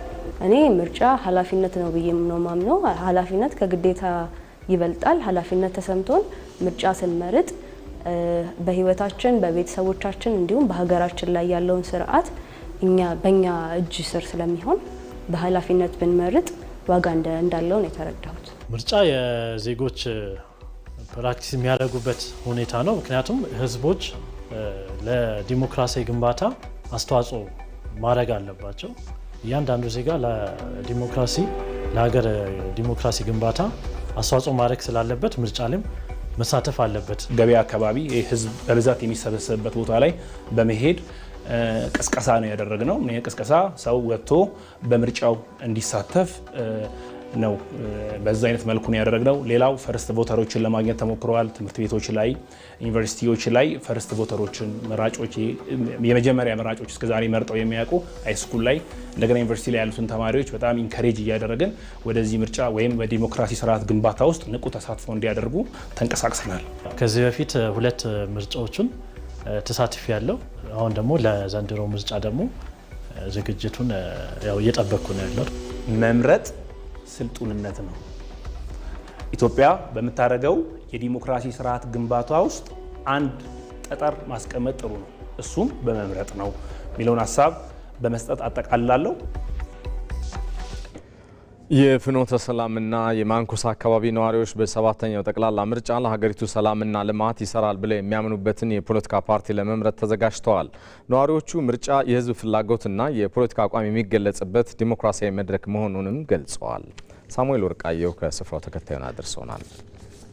ምርጫ ለአንድ ሀገር ዲሞክራሲያዊ መሰረት የሚጥልና የሀገሪቱን ቀጣይ ዕጣ ፈንታ በዲሞክራሲ መንገድ ለመወሰን የሚረዳ ነው ይላሉ በምዕራብ ጎጃም ዞን የፍኖተ ሰላምና የማንኩሳ አካባቢ ነዋሪዎች እንደሚገልጹትም ምርጫ የህዝብ ፍላጎትና የፖለቲካ አቋም የሚገለጽበት ዲሞክራሲያዊ መድረክ ነው። ይህም በህዝብ ድምፅ የተረጋገጠ ዲሞክራሲያዊ ስርዓት ለመፍጠር ምርጫ ወሳኝ መሆኑ ነው። መሪ የሌለው ህዝብ መንገድ ጠቋሚ የሌለው ተጓዥ እንደሚመስል በመግለጽ ሀገርን በተሻለ አቅጣጫ የሚመራ አመራር ለመምረጥ የህዝብ ንቁ ተሳትፎ ወሳኝ መሆኑንም ነዋሪዎች ያስረዳሉ። አንድ ከብት ዝም ብለ ተለቀቀው ሰው አዝመራ ያጠፋል። ልጆችንም ወጣቶችንም ዝም ብለን ተለቀቅናቸው ያለ መንግስት ልቅ ነው የሚሆኑት። አባትን አያከብሩም፣ ሃይማኖት አባትን አያከብሩም፣ ቤተክርስቲያን ሆነ መስጊዶችን ሆነ አያከብሩም። ስለዚህ መሪ ያስፈልጋል። ስለዛም ነው መምረጥ ስላለብን ነው የምንመርጠው። ምርጫ ወሳኝ ነው፣ አስፈላጊ ነው። በጣም ጥሩ የሆነ እና በአጭር ጊዜ ውስጥ ነው ምርጫ ካርድ ማውጣት ያጠናቀቀን። ህዝብንና ሀገርን በአግባቡ የሚወክል መሪ በህዝብ ድምጽ መወሰን እንዳለበት የጠቆሙት ነዋሪዎች ሰላምና ልማትን ያረጋግጣል ብለው ለሚያምኑት ፓርቲ ድምጻቸውን ለመስጠት የምርጫ ቀኑን እየተጠባበቁ መሆኑንም ተናግረዋል። በምርጫው በኛ በኩል በጣም አልሐምዱሊላህ በጣም ራሳችን ዝግጁ ነን። ቀድሜ ነው እንደውም ራሱ የወሰድኩት በየስብሰባው እየሰማሁ ስለሆነ ስለሚያስፈልገን እድር ለመመስረት እኮ ምን ያስፈልጋል? ወንበር ያስፈልጋል። ያስፈልገዋል። ጸሐፊ ምክትል ቁጥጥር ገንዘብ ምናምን ያስፈልገዋል። እድል እንኳን አይደለም ሀገር ይሄ ለምርጫው ወዲህ ኋላኛ አንልም። ሰላም ለምርጫ ስኬት መሰረት ነው ያሉት ነዋሪዎቹ 7ኛው ጠቅላላ ምርጫ ሰላማዊ ነፃና ፍትሃዊ ሆኖ እንዲጠናቀቅ የድርሻቸውን እንደሚወጡ አረጋግጠዋል። ምርጫው ሰላም እንዲሆን መጀመሪያውኑ ህዝቡም ወንጀሎችን በስሩ ላይ ያሉት ነገሮችን አደናጋሪ የሚሆኑ ነገሮችን ሁሉ ለጸጥታ አካላት አሳልፎ መስጠት በጥቆማ ችግሮቹን እንዲነን ችግር ሊፈጠር ነው ቀድሞ እንዲነን ችግር ሊፈጠር ስለሚችል ይሄንን ነገር ምን ማለት መቻል አለበት ቀድሞ ማሳወቅ መቻል አለበት። እንደ ምዕራብ ጎጃም ዞን ኮሙኒኬሽን መምሪያ ዘገባም የአካባቢው ነዋሪዎች በተለያዩ ማህበራዊ አደረጃጀቶች ከጸጥታ ኃይሎች ጋር በመቀናጀት የአካባቢያቸውን ሰላምና ደህንነት ለማስጠበቅ እየሰሩ መሆናቸውን ተገልጿል። 7ኛው ጠቅላላ ምርጫ ሰላማዊና ከግጭት የጸዳ እንዲሆን ሁሉም ዜጋ የበኩሉን ሚና ሊወጣ እንደሚገባም ነዋሪዎች አሳስበዋል። የኢሉ አባቡር ዞን የሃይማኖት አባቶች በ7ኛው ጠቅላላ ምርጫ ይበጀናል የሚሉትን ፓርቲ ለመምረጥ ተዘጋጅተዋል። የሃይማኖት አባቶቹ ምርጫው የኢትዮጵያን ቀጣይ እጣ ፋንታ ለመወሰን እንደሚያስችልም ገልጠዋል። ሐምራዊት ብርሃኑ ተከታትለዋለች። ሊካሄድ ጥቂት ቀናት የቀረው 7ኛው ጠቅላላ ምርጫ የዜጎችን ተሳትፎ የሚሻበት ወሳኝ ምዕራፍ ላይ ደርሷል። ይህ ምዕራፍ መራጩ ህዝብ ለኢትዮጵያ ልማትና ለህዝቡ እድገት የሚተጋውን ፓርቲ በመለየት ውሳኔ ላይ የሚደርስበት ጊዜ ነው። የኢሉባቦር ዞን የሃይማኖት አባቶችም በወሰዱት የምርጫ ካርድ የኢትዮጵያን ቀጣይ እጣ ፋንታ ለመወሰን የሚያስችላቸውን የምርጫ ቀን ተዘጋጅተው በመጠባበቅ ላይ ናቸው። ለኖን መርሳ ቶርበፋ በረናጋ ዘንድሮ የሚካሄደው 7ኛው ጠቅላላ ምርጫ እንደ አንድ ሃይማኖት አባት ምርጫው እንዲሳካ መራጩ ህዝብ ግንቦት 24 ወጥቶ በወሰደው ካርድ መምረጥ አለበት። ሰላሙንም መጠበቅ አለበት። ህዝቡ መምረጥ ያለበትን ከሆኑ በመለየት በእለቱ መርጦ ወዲያው ወደ ቀየው እንዲገባ መልእክት አስተላልፋለሁ። ፊለኖን ኩኒ ፊለኖ ባየ ቆጴ ጉዳዳን የገማጁ አከብያቲ ይህ ምርጫ እንደ ሀገር በብዙ ዝግጅት ሲጠበቅ ቆይቷል። በምርጫው አንድ የሃይማኖት አባት ድርሻው ምርጫው እንዲሳካ ፈጣሪ መጠየቅ ነው። ምርጫው በሰላም እንዲጠናቀቅና የሚመረጠው ፓርቲ ለሀገርና ለህዝብ እድገት የሚተጋ እንዲሆን እንጸልያለን። ነሚጉያ ከና ከናታ አጀድ ህዝቡ በዚህ ቀን ይሆነኛል የሚለውን እንዲመርጥ የፖለቲካ ፓርቲዎች ራሳቸውን እንዲያስተዋውቁ ሁኔታዎች ተመቻችተዋል። ከአባገዳዎች የሚሆን ከአጠቃላይ ከብሔር ብሔረሰቦች የሚጠበቀው በእለቱ በመውጣት ዲሞክራሲያዊ በሆነ መልኩ በቀጣይ የሚመራንን ሀገራችንን የሚያለማልንን ፓርቲ ልንመርጥ ይገባል። በቀጣይ ለሀገርና ለህዝብ የሚበጀውን ፓርቲ በሚመረጥበት በዚህ ቀን ምርጫው ነፃ፣ ዲሞክራሲያዊና ስኬታማ ሆኖ እንዲጠናቀቅ የሃይማኖት አባቶቹ የበኩላቸውን አስተዋጽኦ ለማድረግ ተዘጋጅተዋል። በምርጫው ዕለትም መራጩ ህዝብ ሀገርን በኢኮኖሚ ያሻግራል፣ ለህዝብ ጥቅም ይቆማል ብሎ ያመነበትን ፓርቲ በእለቱ ሊመርጥ ይገባል። ይህ ምርጫ የሰላምና የእድገት እንዲሆን እንደ አንድ የሃይማኖት አባት አላህን እየለመን ነው። የዘንድሮ የምርጫ ሂደት ጥሩ በመሆኑ ተወዳጅ አድርጎታል። የተሰጠንን የመምረጥ መብት በመጠቀም የፈቀድነውን ፓርቲ በእለቱ መምረጥ ይገባናል። ሊካሄድ 11 ቀናት የቀረው ምርጫ መራጩ ህዝብ የሚፈልገውን ፓርቲ ለመምረጥ የፖለቲካ ፓርቲዎች በተለያዩ ሚዲያዎች የሚያቀርቡት አማራጭ ፖሊሲዎች በምርጫ ዕለት ዜጎች ለሚወስኑት ውሳኔ አስተዋጽኦ ያደርጋል። በደቡብ ምዕራብ ኢትዮጵያ ህዝቦች ክልል ባለፉት የለውጥ ዓመታት በብልጽግና ፓርቲ መሪነት የተከናወኑ ማህበራዊ፣ ኢኮኖሚያዊና ፖለቲካዊ ድሎች የክልሉን ህዝቦች ተጠቃሚ አድርጓል። ይህንን ለውጥ የሚዘክርና 7ኛውን ጠቅላላ ምርጫ አስመልክቶ የፓርቲው አባላትና ደጋፊዎች በታርጫ ከተማ የምረጡኝ ቅስቀሳና ሰላማዊ ሰልፍ አካሂደዋል። በስፍራው የሚገኘው ዘጋቢያችን ሶሎሞን ባረና ተከታዩን አድርሶናል። ብልጽግና ፓርቲ በደቡብ ምዕራብ ኢትዮጵያ ህዝቦች ክልል ዳውሮ ዞን ታርጫ ከተማ የምርጫ ቅስቀሳና የድጋፍ ሰልፍ አካሂዷል። በድጋፍ ሰልፉ የተገኙ የፓርቲው አባላትና ደጋፊዎች በፓርቲው መሪነት የተገኙ ሁሉን አቀፍ ለውጦችን የሚዘክሩ መፈክሮችን አሰምተዋል። በየአካባቢው የተመዘገቡ የሰላም የልማትና የመልካም አስተዳደር ውጤቶችን ቀጣይ ለማድረግ ትብብራቸውን እንደሚያጠናክሩም አስተያየታቸውን ለኢቢሲ ሰጥተዋል። ይህንን የለውጥ መንግስት ወደፊት ለማስቀጠል እንደ ዳውሮ ህዝባችን ከነም ጨምሮ አሁን ቀጣዩን 7ኛ ዙር ምርጫ በከፍተኛ ፍላጎትና ናፍቆት እየጠበቅን ነው ያለነው። ብዙ ነገር እንዳየ ሰው ማወራው ሰው በእድሜ ብቻ አይደለም የሚያየው፣ ነገሮችን በመሰጠት ያያል፣ በጉጉት ያያል፣ በዝግጅት ያያል። ከዛ አንፃር በጣም ባርደኖችንም እያለፍን የመጣን ነው ሆነን ስናይ ፈጣሪ ያሰበልን ጊዜ ነው። እግዚአብሔር ረድቶናል ብዬ ነው ማስበውና ከዚህ ምርጫ በኋላም ሰው ተልእኮ ይዞ ራሱን ለማበልጸግ የሚገባበት እንጂ ምርጫውን አልፎ ተመልሶ እኛ መርጠናል መንግስት ይስራልን ብሎ የሚጠብቅበት አይደለም። አሁን ማየው ስታንድ ማለት ነው። በብልጽግና ፓርቲ የክልሉ ቅርንጫፍ ጽህፈት ቤት ኃላፊና የመንግስት ዋና ተጠሪ አቶ ፍቅሬ አማን እንደገለጹት ብልጽግና የሀገራችንን ብሔራዊ ጥቅሞች ለማስጠበቅ የሚያስችሉ ተደብቀው የነበሩ አጀንዳዎች በዓለም ደረጃ እንዲደመጡና ትኩረት እንዲያገኙ አስችሏል። የለውጡ መንግስት የትውልድ የእግር እሳት የሆነውን ፍትሐዊ የባህር በር ጥያቄ በሰላማዊ ትግል ለማስመለስ አጀንዳው ከተረሳበት ጥያቄ ማንሳት እንደ ነውር ከሚቆጠርበት እሳቤ አላቆ በማውጣት በአሁኑ ሰዓት ከሀገር አልፎ በዓለም አቀፍ ደረጃ አጀንዳ እንዲሆን በማድረግ በሰላማዊ ትግልና ሰጥቶ በመቀበል መርህ ለማስፈጸም ሁሉን አቀፍ ጥረት እያደረገ ይገኛል። የደቡብ ምዕራብ ኢትዮጵያ ህዝቦች ክልል ርዕሰ መስተዳድር ዶክተር ኢንጂነር ነጋሽ ዋጌሾ ብልጽግና አካታችነትን በተግባር ያረጋገጠ ለህዝቦች ዘላቂ ብልጽግና እየተጋ ያለ ፓርቲ መሆኑን አመላክተዋል። ብልጽግና 7 እና 8 ዓመታት ውስጥ በሀገራችን ታሪክ ውስጥ ምናልባት ፈርቀዳጅ የሆነውን አካታች የፖለቲካ ስርዓት ለመዘርጋት ሰፊ ርብርብ አድርጓል። በዚህም በተለይ መሃልና ዳር ተብሎ የተለዩትን አንድ ላይ በማሰባሰብ በአራቱም ማዕዘናት የሚገኙት የኢትዮጵያ ልጆች ድምጻቸው እኩል የሚደመጥበት ፍትሃዊ ልማት የሚረጋገጥበት የመልካም ማስተዳደር ችግር እንደየደረጃውና እንደየአቅማችን እየፈታን የምንሄድበትን የፖለቲካ ስርዓት ዘርግቶልናል።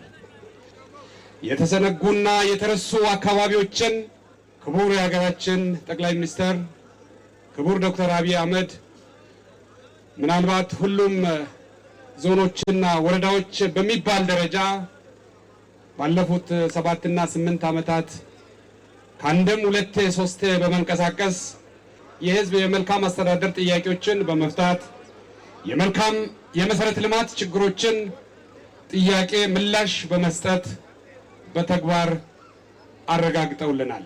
ፓርቲው በጠቅላላ ምርጫው የህዝቡ ይሁንታን ካገኘ ለክልሉ ህዝቦች ዘላቂ ተጠቃሚነት በትጋት ይሰራል ያሉት ርዕሰ መስተዳድሩም ህብረተሰቡም በድምፁ የኢትዮጵያን ትንሣኤ እያረጋገጠ የሚገኘውን የብልጽግና ፓርቲን እንዲመርጥ ጥሪ አቅርበዋል።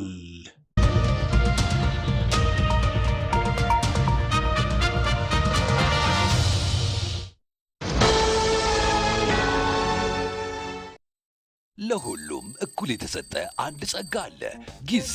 የተሰጡትን በሚገባ የሚጠቀሙት ግን ጥቂቶች ናቸው። ዘመናዊነት ማለት ራስን ከዘመኑ ጋር ማራመድ እንጂ ሌላ አይደለም። የኢትዮጵያ ንግድ ባንክ 24 ሰዓት አገልግሎት የሚሰጥ ስማርት ቅርንጫፎችን ከፍቷል። ይህን ወሳኝ የባንክ አገልግሎት ምዕራፍ ከሚያስተዋውቁት ከመጀመሪያዎቹ መሃል መሆኔ ደስታ ይሰጠኛል። ደንበኞች በስራ ሰዓት ስራቸው ላይ ቆይተው ረጋ ብለው 24 ሰዓት ወደሚሰሩት ስማርት ቅርንጫፎቻችን መጥተው ፈጣን አገልግሎት ሲያገኙ እርካታቸውን ፊታቸው ላይ ያለው። በአዲስ አበባ በቦሌ፣ በአብይ፣ በተፈራ ደግፌ፣ በኤርቱ ለቦ፣ በአራዳ ጊዮርጊስ እንዲሁም በመስቀል ስኩዌር ስማርት ቅርንጫፎቻችን ሂሳብ ከመክፈት ዓለም አቀፍና የሀገር ውስጥ የመገበያያ ካርዶችን አዘው በደቂቃ ውስጥ እስከ መቀበል፣ ማንኛውንም የገንዘብ መጠን ገቢ ከማድረግ ቼክና የውጭ ሀገር ገንዘቦችን እስከ መበንዘር ማንኛውንም የባንክ አገልግሎት ራስዎን በቀላሉ በሚያስተናግዱባቸው ማሽኖች ወይንም እንደኔ በድምፅና በቪዲዮ በሚያግዙ የባንክ ሰራተኞች በኩል ያገኛሉ። በነገው የባንክ አሰራር ላይ ዛሬ ስለምናገለግሎት ደስ ይለናል። የኢትዮጵያ ንግድ ባንክ ሁሌም የሚተማመኑበት ባንክ። እዚህ አዲስ አበባ ከሚገኘው ዋናው ስቱዲዮአችን በቀጥታ ስርጭት እየተከታተላችሁት የምትገኙ ዜና ኢትዮጵያ እንደቀጠለ ነው። ኢትዮጵያ በመረጃና በስታቲስቲክስ ሉዓላዊነት ያስመዘገበቻቸውን ስኬቶች በዳሰሰው የመረጃ ሉዓላዊነት ለፖሊሲ ነጻነት ጉባኤ ላይ ለጎብኚዎች ክፍት የሆነው ኤግዚቢሽን በበርካቶች እየተጎበኘ ነው። በዘርፉ ኢትዮጵያ ተግባራዊ ያደረገቻቸው ዘመኑን የዋጁ አሰራሮች ታዲያ ለእይታ ቀርበዋል። ባልደረባችን ወንዶሰን አፈወርቅ በስፍራው ተዘዋውሮ ቅኝት አድርጎ ተከታዩን ዘገባ አድርሰውናል። የመረጃ ሉዓላዊነት ለፖሊሲ ነጻነት በሚል ርዕስ ሀገራዊ ጉባኤ በዚህ በአዲስ ኮንቬንሽን ሴንተር ሲካሄድ ቆይቷል። በዚህ ጉባኤ ላይም የተለያዩ ጉዳዮች ሲነሱ ነበር። በተለይ ኢትዮጵያ የመረጃ ሉዓላዊነትን ለማረጋገጥ የሰራቻቸው ስራዎች በስፋት ተዳስሷል። ከዛ በተጨማሪነት በተለይ የኢትዮጵያን ስታቲክስ ባለፉት ግማሽ ምዕተ ዓመት ውስጥ ምን አይነት ጉዞ ነበረው፣ አሁን ላይስ በቴክኖሎጂው ረገድ ምን ደረጃ ላይ ደርሷል የሚለውን የሚያሳይ ኤግዚቢሽን እንዲሁ ተከፍቶ በርካታዎች ሲጎበኙት ተመልክተናል። እና በኤግዚቢሽኑ ላይ ምን አይነት ጉዳዮች ናቸው እየታዩ ያሉት የሚለውን ነገር አብረን እንመለከታለን። አብራችሁ ነው። እሺ፣ ሰላም ታደስ። በጣም ብዙ ሰው የጎበኛው እየተመለከትኩ ነው እና እዚህ ጋር ምንድነው እየታየ ያለው? እንደው የደረስንበት የቴክኖሎጂ ደረጃስ ምን ይመስላል? ሶርሴ ጉተማ እባላለሁ። በኢትዮጵያ ስታቲስቲክስ አገልግሎት የስታቲስቲክስ ጥናትና ምርምርና ስልጠና መሪ ስራ አስፈጻሚ ነኝ። በዚህ ዞን ውስጥ 4 ዲስፕሌዎች አሉ። እኔ ጋ ያለው የመረጃ ስነ ምህዳር ማለት ዋና የመረጃ ቁልፍ ተዋንያንን የያዘ ስርዓት ነው። እንደ ሀገር የመረጃ ምንጭ አለ። መረጃዎች ከተለያዩ ምንጮች ይመነጫሉ። እነዚህን መረጃ የሚያመነጩ ደግሞ ዳታ ፕሮዲውሰርስ የምንላቸው አመንጪዎች አሉና ዋና የመረጃ አመንጭ የምንላቸው የኢትዮጵያ ስታቲስቲክስ አገልግሎት፣ ሌሎች የመንግስት ተቋማት፣ ፌዴራል፣ ክልል፣ ከተማ አስተዳደር ሁሉንም የያዘ እንዲሁም ቴክኖሎጂ ያመጣቸው አማራጭ የመረጃ ምንጮች አሉ። እነዚህን አመንጪዎች የያዘ እንዲሁም የመረጃ ተጠቃሚዎች በዋናነት መንግስታዊ ያልሆኑ ድርጅቶች፣ የምርምር ተቋማት፣ የግሉ ዘርፍና ዜጎችን የያዘ መረጃ ምንጮች አሉ። እንዲሁም የቴክኖሎጂ መሰረተ ልማት ቁልፍ ድርሻ አለው። በመረጃ ስርዓት ውስጥ እንዴት ከሚመዘግበው ተቋም ጋር የኛ ተቋም እንዴት ተሳስሮ እየሰራ ነው፣ ምን ተግዳሮቶች አሉ፣ እንዴት ይሻሻል፣ አሁንስ ያለንበት ደረጃ ምን ይመስላል የሚሉ ነገሮችን እያስረዳ ነው። ዘሪሁን ከበደ እባላለሁ። በፕላንና ልማት ሚኒስቴር የእቅድ ክትትል ግምገማ ስርዓት ዲጂታላይዜሽን የዘርፍ ኃላፊ ነኝ። እቅድን በሲስተም እንዲያቅዱ ቶታሊ፣ ከዛም ባለፈ በሩብ ዓመት የሚጠበቁ አፈጻጸሞችን በሲስተም እንዲሁ እንዲያስገቡ፣ ቫሊዴሽን ቼክ የምንለው የሚገባውን ቁጥር ቫሊዴሽን ማየት፣ ቁጥሩ አሃዙ ትክክል ነው ወይ፣ መለኪያው ትክክል ነው ወይ፣ ቶታሊ የእቅድ ክትትል ስርዓታችንን ዲጂታላይዝ አድርጎ የዘርፎችን አፈጻጸም በዘርፍም እያንዳንዱ ሚኒስቴር መስሪያ ቤት ወደ 131 ተቋማት እዚህ ላይ ሪፖርት ያደርጋሉ። የእያንዳንዱን ዘርፍ አፈጻጸም የምናይበት ነው። እዚህ ስክሪን ላይ እንግዲህ የምናስረዳው ምን ፊውቸሮች አሉት፣ ምን ማድረግ ይችላል ይህ ስርዓት የሚለው ነው ማለት ነው። ማን ነው የመረጃው ባለቤት፣ መቼ ሪፖርት ይደረጋል፣ በምን ይለካል የሚለውን ያካተተ ነው። ይህን በተቋማት በእያንዳንዱ ተቋማት ይህን ዲፋይን ማድረግ ከቻለ፣ ይህን ስርዓት መተግበር ከቻለ በቀላሉ ግንኙነት ማድረግ ይቻላል።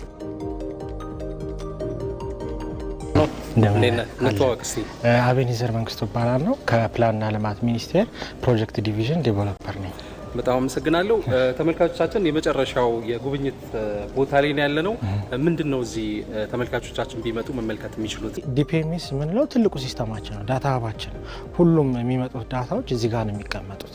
እዚህ ጋር ነው የሚቀመጡት ስንል ለምሳሌ እንዳልኩ ጎልድ ፕሮዳክሽን ቢኖር ጎልድ ፕሮዳክሽን አንድ ሚኒስቴር ጎልድ ፕሮዳክሽን ይሄን ይመስላል ብሎ ሲያስቀምጥ፣ ሌላኛው ሚኒስቴር ደግሞ ኦኬ ጎልድ ፕሮዳክሽን በኳርተርሊ ይሄን ይመስላል፣ መንዝሊ ይሄን ይመስላል፣ አኑዋሊ ይሄን ይመስላል ብሎ ይረዳል።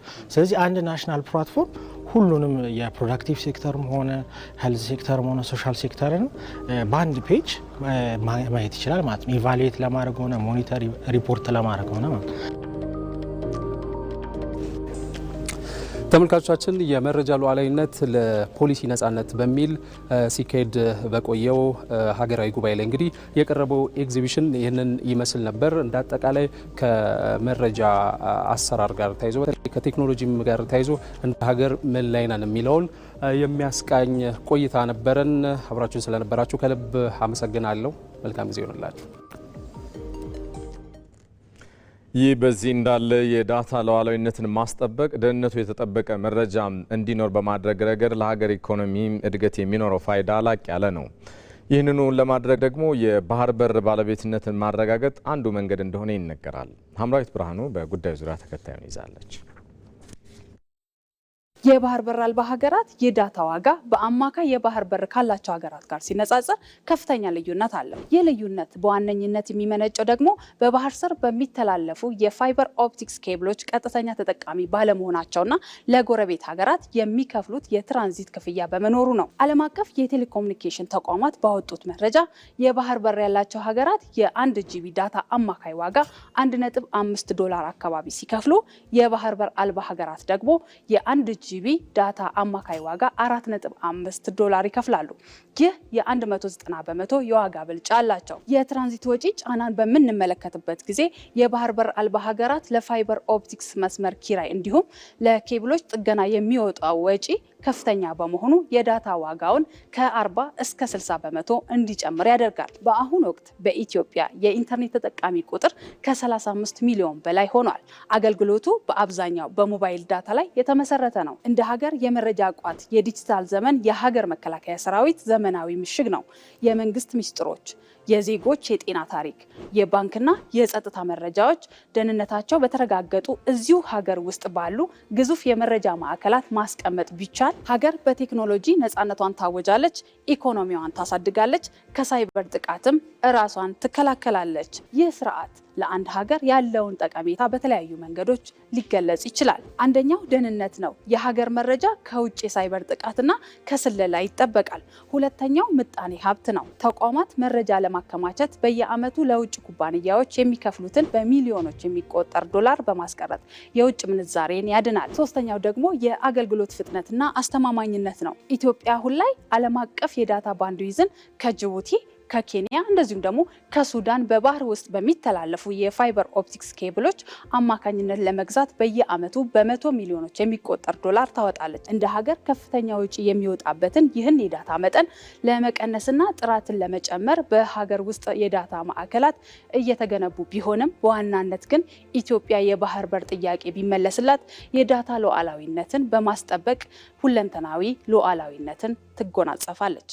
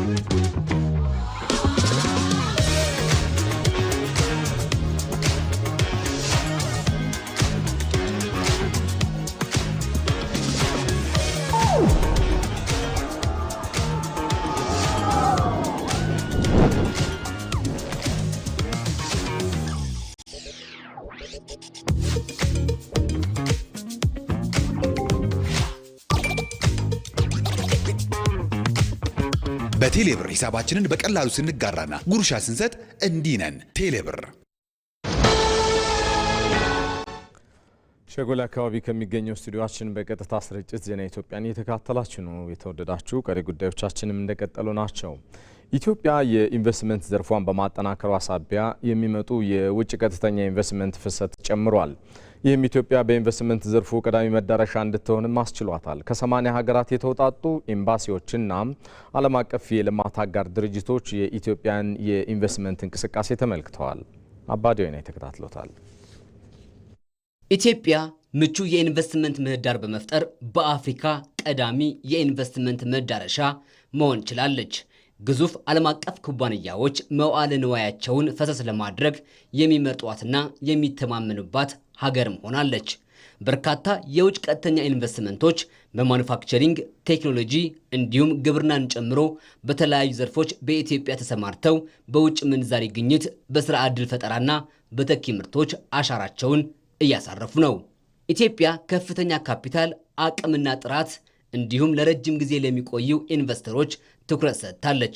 በዚህም በተለያዩ ሀገራት የሚገኙ የኢትዮጵያ ኤምባሲዎችና በሀገር ውስጥ ተቋማት በሚሰሩ የግንዛቤ ስራዎች የኢትዮጵያ ኢንቨስትመንት የግዙፍ ኩባንያዎች ማዕከል ሆነዋል። ግንዛቤ መፍጠር ላይ እየተሰራ ስለሆነ በስፋት እየተሰራ ነው በውጪም በዚህም ያ ደግሞ ያው የውጪ ባለሀብቶች ያንን ግንዛቤ እንዲኖራቸው እድሉን በመስጠት መረጃውን በመስጠት ሞር ፍላጎቱ እንዲያድርባቸው በመደረጉ ነውና ኢትዮጵያ ከሌላው አፍሪካ ሀገር ወይንም ከሌሎች ሀገራት የተሻለ ተወዳዳሪ የሆነ የኢንቨስትመንት አካባቢ እንፈጥራለች የሚለው መረጃ ስለሚሰጥ ከዚህ አኳያ የተሻለ እንቅስቃሴ እየተደረገ ይገኛል። መቀመጫቸውን አዲስ አበባ ካደረጉ ከ80 በላይ ሀገራት ኤምባሲዎችና የዓለም አቀፍ የልማት ድርጅቶች አመራሮች በኢትዮጵያ በተለያዩ የኢንቨስትመንት ዘርፎች እየተከናወኑ የሚገኙ ስራዎች ላይ የመስክ ምልከታ አካሂደዋል።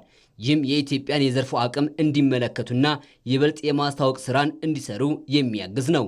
ዲፕሎማቶችና የዓለም አቀፍ የልማት ድርጅቶች ኃላፊዎቹ ኢትዮጵያ ለኢንቨስትመንት ሰፊ አቅም እንዳላት የተገነዘቡበትና ተሞክሮ የወሰዱበትም ሆነዋል። የኢትዮጵያንን የኢንቨስትመንት ለማድረግ አመች መሆኗን ግልጽ አድርጎ የሚያሳይ ጉብኝት ነው። ኢትዮጵያን ኢንቨስትመንት ማድረግ ያዋጣችኋል፣ ምክንያቱም ይህ የተመቻቸ መንግስት ያበጀው ያዘጋጀው ቦታ አለ ብሎ ለማስረዳት እጅግ በጣም ያመቻል።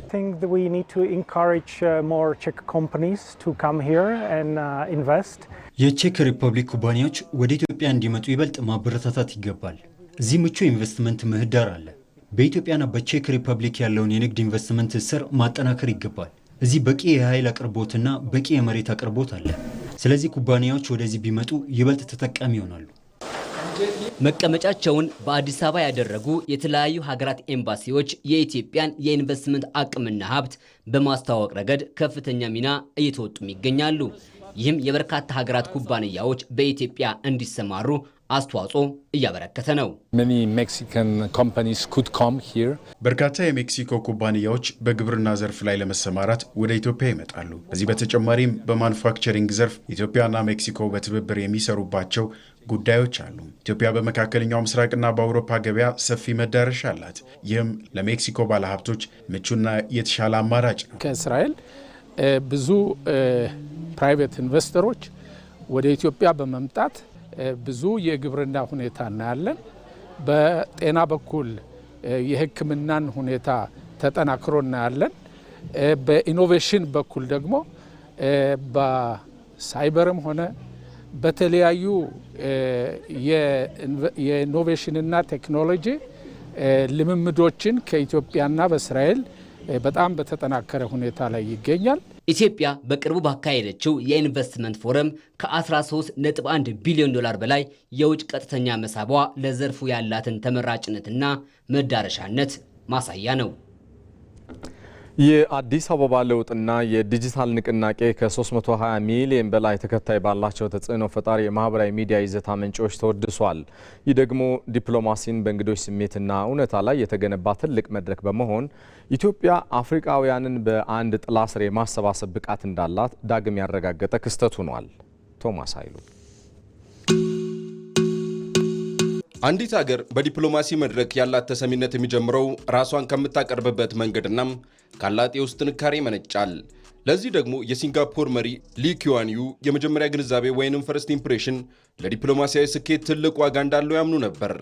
በዚህም ሀገር ራሷን የምታቀርብበት መንገድ የሚለውን ሐሳብ በተግባር የተረጎሙ መሪ ተደርገው ይቆጠራሉ። ወደ ራሳችን ሀገር መለስ ስንል አዲስ አበባ በቅርብ ዓመታት ውስጥ የፈጠረችው የገጽታ ለውጥ ስለ ኢትዮጵያም ይሁን ስለ አፍሪካ የሚነገረውን የተዛባ ወይንም አሉታዊ ትርክት በመቀየር ትክክለኛውና ወቅታዊን ገጽታ ለዓለም በማስተዋወቅ ረገድ ከፍተኛ ሚና እየተጫወተ ይገኛል። አሁን የአዲስ አበባ ለውጥ የጎበኟት ሁሉም አንድን ግዙፍ መዲና በዚህ ልክ በአጭር ጊዜ በሚያስገርም ሁኔታ መቀየር ይቻላል ሲሉም እንዲጠይቁ አድርጓቸዋል። የመጀመሪያ ቀኔ ነው። ማታ ነበር የመጣሁት። ከቃላት በላይ ሆኖብኛል። ኢትዮጵያን አይቼ አፍሪካዊ በመሆኔ ኮርቻለሁ። ከ7 ዓመት በፊት መጥቼ ነበር በትራንዚት። ይህንን አልነበረም የማስታውሰው። ግንባታው የሚገርም ነው። ህዝቡም ተግባቢ ነው። ትልቅ ስራ ነው። አፍሪካ ግን እንዲህ ትመስላለች ብለሽ አስበሽ ታውቂያለሽ? በፍጹም ከአፍሪካ ሀገራት ጋር አትወዳደርም። በናሚቢያነቴ እኮ የምኮራ ነኝ። እኛ ግን ብዙ ይቀረናል። አየሩ ንጹህ ነው። ብቻ ሁሉም ነገር እዚህ ደስ ይላል። በርካቶች በቀጥታ ስርጭት የመዲናዋን ለውጥ እንደ ትንግርት እያዩ የተደነቁባቸውን በማህበራዊ ሚዲያዎቻቸው እየተቀባበሉም ኢትዮጵያ ይችን ከመሰለችማ መጎብኘት እፈልጋለሁ እያሉም ጉጉታቸውን ያንጸባረቁባቸው ይዘቶች የቅርብ ጊዜ ምስክርነቶች ናቸው። በቅርቡ የአፍሪካ ማህበራዊ ሚዲያ ተጽዕኖ ፈጣሪዎች ጉባኤን ለመታደብ አዲስ አበባ የከተሙ ይዘት አመንጮች የአዲስ አበባን ለውጥ ከ320 ሚሊዮን በላይ ለሚሆኑ ተከታዮቻቸው በመገረም ሲያጋሩ ተስተውለዋል። በእርግጥ ይህ ኩነት ከዲፕሎማሲ እስከ ኢኮኖሚም ከባህል እስከ ሀገር ከፍተኛ የገጽታ ግንባታ መሆን የቻለ ነው።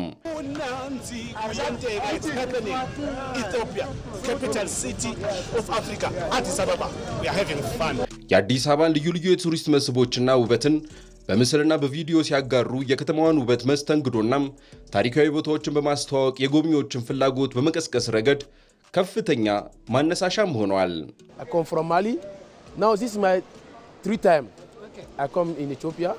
ከማሊን የመጣሁት ይሄ ወደ ኢትዮጵያ ስመጣ ለሶስተኛ ጊዜ ነው።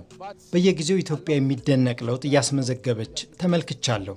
አዲስ አበባን ጨምሮ ቢሾፍቱና አዳማንም አይቻለሁ። በሚገርም ፍጥነት ጽዱ ከተሞች ሆነዋል።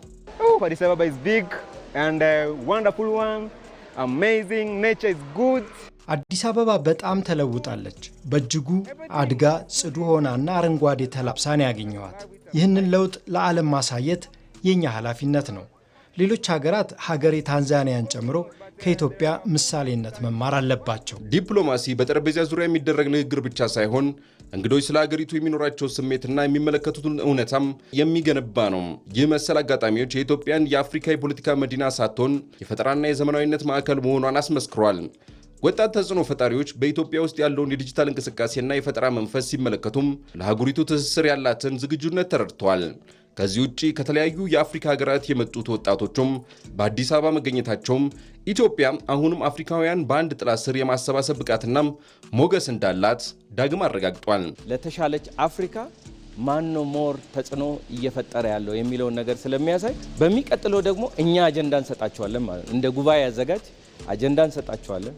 ስለ አፍሪካ ኢሜጅ በጣም በከፍተኛ የውድድር መንፈስ ተነሳስተው ወደ ሀገራቸው ይገባሉ።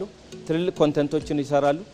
እንደዚህ አይነት እውነቶች ኢትዮጵያ ያላትን እምቅ ሀብት እንዲሁም ውብና ምቹ ሁኔታዎችን በዓለም በማሳየት የውጭ ቀጥተኛ ኢንቨስትመንትን ለመሳብ ዋነኛ መሳሪያ ይሆናሉ።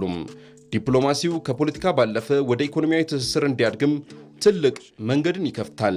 እንደ አፍሪካ የማህበራዊ ሚዲያው ተጽዕኖ ፈጣሪዎች ያሉ መድረኮች ደግሞ ኢትዮጵያን በዓለም መድረክ ላይ ታሪክ ያላት ግን ደግሞ ከዘመናዊ እሳቢዎች ጋር ወደፊት የምትገሰግስ ዘመናዊ ሀገር መሆኗን ለመረዳት የሚያስችሉም ውጤታማ የዲፕሎማሲ መሳሪያዎች ተደርገው የሚወሰዱ ናቸው። ይህ ዜና በቀጥታ እየተላለፈላችሁ የሚገኘው ከኤቢሲ ዋናው ስቱዲዮ ነው። ከውጭ ለትንታኔ የመረጥነውን ጉዳይ እናገራችሁ። ቤጂንግና ሞስኮ በዓለም የኃይል አሰላለፍ ላይ የአንድ ወገን ተጽዕኖን ለመቋቋም የሚያስችል የተቀናጀ ስራ ለመስራት ተስማሙ። ቤጂንግ የሚገኙት የሩሲያ ፕሬዝዳንት ቭላዲሚር ፑቲን የሁለቱን ሀገራት ግንኙነት የማይናወጥ ሲሉ ገልጸውታል። አሸናፊ እንዳለ ለዓመታት መልኩን እየቀያየረ የቆየው የአሜሪካ የሩሲያና የቻይና የጡንቻ መለካካትና የበላይነት ሽኩቻ አሁን ወደ ቀጣዩና ወሳኙ ምዕራፍ ተሸጋግሯል። ይህ በቃላት ዛቻና በተለያዩ ሀገራት ላይ በሚደረጉ ተጽዕኖች የሚካሄደው ፍልሚያ የነገዋን ዓለም መልክ ሙሉ በሙሉ የሚቀይር አዲስ የኃይል አሰላለፍ ሳይሆን አልቀረም። በተለይም ባለፉት ጥቂት ቀናት ውስጥ ቤጂንግ ያስተናገደቻቸው ተከታታይ ከፍተኛ የዲፕሎማሲ ስብሰባዎች የወደፊቱን የሶስትዮሽ ግንኙነት መልክ ፍንጭ የሰጡ ከመሆናቸውም በላይ ቻይና የነገዋን ዓለም የፖለቲካ ዘዋሪነት ሚና ለመረከብ ያላትን ዝግጁነት እያሳየችበት ሆኗል። ዶናልድ ትራምፕ የሚመሯት አሜሪካ ለዘመናት የነበራትን የዓለም መሪነትና የፖለቲካ ዘዋሪነት ሚና በቀላሉ እንደማታስረክብ ግልጽ ያደረገችበት አካሄድ ይታያል። ለዚህ ደግሞ የትራምፕ የቤጂንግ ጉብኝት አንዱ ማሳያ ነው። ዋሽንግተን ወደፊት ከቻይና ጋር የሚኖራትን ግንኙነት ከቀጥተኛ ጠላትነት ይልቅ ወደ ስልታዊ ፉክክር ለመቀየር አቅዳለች። በጉብኝቱ ወቅት የተፈረሙት የቦይንግ አውሮፕላኖች ግዢን የመሳሰሉ የንግድ ስምምነቶች አሜሪካ የኢኮኖሚ የበላይነቷን ለማስጠበቅ የምትጠቀምበት ስልት መሆኑን የሚያሳዩ ሲሆን የታይዋን ደህንነት ጉዳይና የኢራን ቀውስ ግን በቀጣይም የሁለቱ ሀያላን ዋነኛ የፍጥጫ ነጥቦች ሆነው ሊቀጥሉ እንደሚችሉ ያሳያል። በሌላ በኩል ከትራምፕ ጉብኝት ማግስት የቭላዲሚር ፑቲን በቤጂንግ በደማቅ ሁኔታ መስተናገድ የወደፊቱ የዓለም ፖለቲካ ወደ ሁለት ትላልቅ ጎራዎች እንደሚከፈል ሌላ ማሳያ ሆኗል። የምዕራባውያንን የአንድ ወገን ተጽዕኖ ለመቋቋም ቤጂንግና ሞስኮ ይበልጥ የተቀናጀ ስራ ለመስራት መወሰናቸውን መሪዎቹ በይፋ ተናግረዋል። ይህ የፑቲን ጉብኝት በሁለቱ ሀገራት መካከል የተፈረመውን የጎረቤትነት የወዳጅነትና የስትራቴጂካዊ ትብብር ስምምነት 25ኛ ዓመት የምስረታ በዓልን ለማክበር የተደረገ ይፋዊ ሁነት ቢሆንም ከጀርባው ግን ጥልቅ የጂኦፖለቲካ ትርጉምን ያዘለ ነው። በዚህ ታሪካዊ መድረክ ላይ ቭላዲሚር ፑቲን ባልተመቹ ውጫዊ ሁኔታዎች ውስጥ እንኳን ሳይቀር የእነሱ ትብብርና የኢኮኖሚ አጋርነት ጠንካራና አዎንታዊ መነቃቃትን እያሳየ መሆኑን ሲናገሩ ተደምጠዋል። ለዚህ ምላሽ ሰጡ ጂጂንፒንግ በቻይናና በሩሲያ መካከል ያለውን ያልተበገረ ግንኙነት አወድሰውታል። ሀሳባቸውን ሲያጠናክሩም ምንም እንኳን የተለያዩ ፈተናዎችና መከራዎች ቢኖሩም ሳይበገር በሚቀጥል ጽናት የፖለቲካ የጋራ እምነታቸውንና ስትራቴጂካዊ ቅንጅታቸውን በቀጣይነት ማስጠበቅ መቻላቸውን ተናግረዋል። እንደ ሮይተርስ ዘገባ ከሆነም ፑቲን ከጂጂፒንግ ጋር ከመገናኘታቸው በፊት በተለቀቀ የቪዲዮ ንግግር ላይ ሩሲያና ቻይና በሁለቱ ሀገራት ዋና ጥቅሞች ላይ ሉዓላዊነትንና ሀገራዊ አንድነትን መጠበቅን ጨምሮ አብረው ለመተባበር ዝግጁ መሆናቸውን አስታውቀዋል። በሁለቱ ሀገራት መካከል ያለው የሁለትዮሽ የንግድ ልውውጥ መጠን ከ200 ቢሊዮን ዶላር በላይ ያለፈ ሲሆን አብዛኛው ግብይት በሀገራቱ ብሔራዊ ገንዘቦች ሩብልና ዩዋን ይከናወናል። በሞስኮና በቤጂንግ መካከል ያለው የቅርብና ስትራቴጂካዊ ትስስር በዓለም አቀፍ ግንኙነቶች ውስጥ የማረጋጋት ሚና እየተጫወተም ነው። ሁለቱ ሀገራት በኢኮኖሚ በፖለቲካና በመከላከያ ዘርፎች ግንኙነታቸውን በንቃት እያስፋፉ መሆናቸውን የጠቀሱት ፑቲን በሞስኮና በቤጂንግ መካከል ያለው የቅርብና ስትራቴጂካዊ ትስስር በዓለም አቀፍ ግንኙነቶች ውስጥ የማረጋጋት ሚና እየተጫወተ መሆኑን ገልጸው ለሰላምና ለዓለም አቀፍ ብልጽግና እየሰሩ መሆናቸውን አክለዋል። በተለይም ሩሲያ ለአውሮፓ ማቅረብ ያቋረጠችውን የነዳጅና የተፈጥሮ ጋዝ አቅርቦት በከፍተኛ መጠን ወደ ቻይና እንደምታዞር ማረጋገጧ የወደፊቱን የዓለም የኢኮኖሚና የጂኦፖለቲካ ሁኔታ የሚቀይር ትልቅ የኃይል ሽግግር እርምጃ ሊሆን እንደሚችል አመላካች ነው። በመካከለኛው ምስራቅ ያለው ቀውስና በሆርሙዝ ወሽመጥ ያለው ስጋት ባለበት በዚህ ወቅት ቤጂንግ ለሩሲያ የነዳጅ አቅርቦት የምትሰጠው ትኩረት ጨምሯል። የአልጀዚራ የፖለቲካ ተንታኝ ዩ እንደጠቆመችው ለፑቲን ከጂጂፒንግ ጋር የሚደረገው ዋናው የውይይት ርዕስ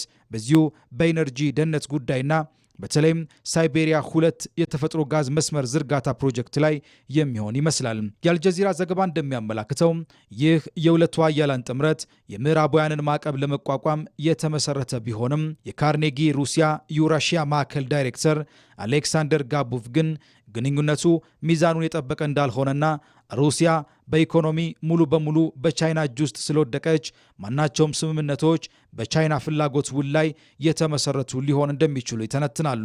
በሌላ በኩል የቻይናው መሪ የአሜሪካ እስራኤል ኢራን ጦርነት በተመለከተ ለሩሲያ አቻቸው በሰጡት ማብራሪያ ተጨማሪ ግጭት በፍጹም የማይመከር መሆኑንና በአስቸኳይ የተኩስ አቁም መደረግ እንዳለበት ነው። ዢንዋ የዜና ወኪል እንደዘገበው ጂጂንፒንግ ሁሉን አቀፍ የተኩስ አቁም እጅግ አስቸኳይ ጉዳይ መሆኑን በመግለጽ ግጭቶችን እንደገና መጀመር ይበልጥ የማይመከር ተግባር በመሆኑ ድርድሮችን በተለየ ሁኔታ መቀጠል አስፈላጊ መሆኑን አስምረውበታል።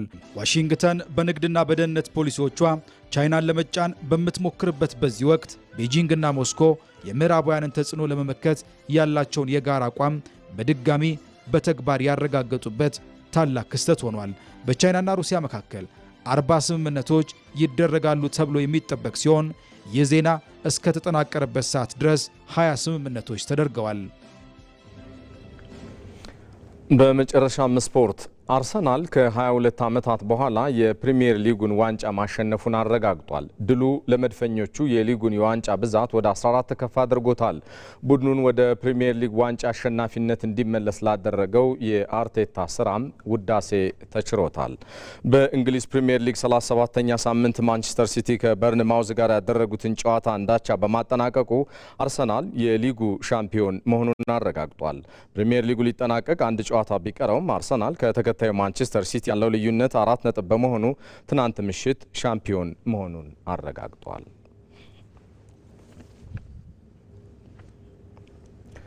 የተወደዳችሁ ለዛሬ ረቡዕ ከዚህ አዲስ አበባ ከሚገኘው ዋናው ስቱዲዮአችን በቀጥታ ስርጭት ተከታተሉት የነበረው ዜና ኢትዮጵያ ይህንን ይመስል ነበረ። ኢቢሲን ምርጫችሁ አድርጋችሁ በያላችሁበት አብራችሁን ስለዘለቃችሁ እናመሰግናለን። ሰለሞን ኃይለ ኢየሱስ ነኝ። በሰላም ቆዩ።